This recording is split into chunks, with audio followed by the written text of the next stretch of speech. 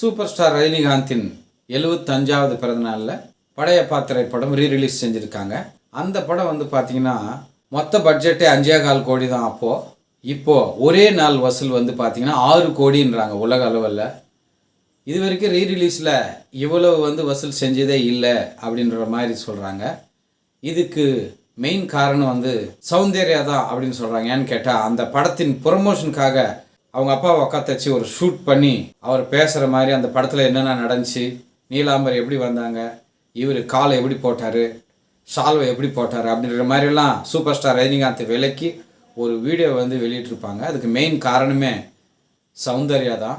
யூடியூப்புக்கோ இல்லை சேட்டலைட்டுக்கோ கொடுத்துருந்தா இந்த அளவுக்கு ரீரிலீஸில் வசூல் ஆயிருக்குமா அப்படின்றது தெரியல. ஏன்னு கேட்டால் அந்த படத்தை தியேட்டரில் பார்த்தா தான் நல்லாயிருக்கும். அதனால தான் நான் வந்து இது வரைக்கும் ஓடிடிக்கோ சேட்டலைட்டுக்கோ கொடுக்கல அப்படின்னு சொல்லி சூப்பர் ஸ்டார் சொல்லியிருந்தார்.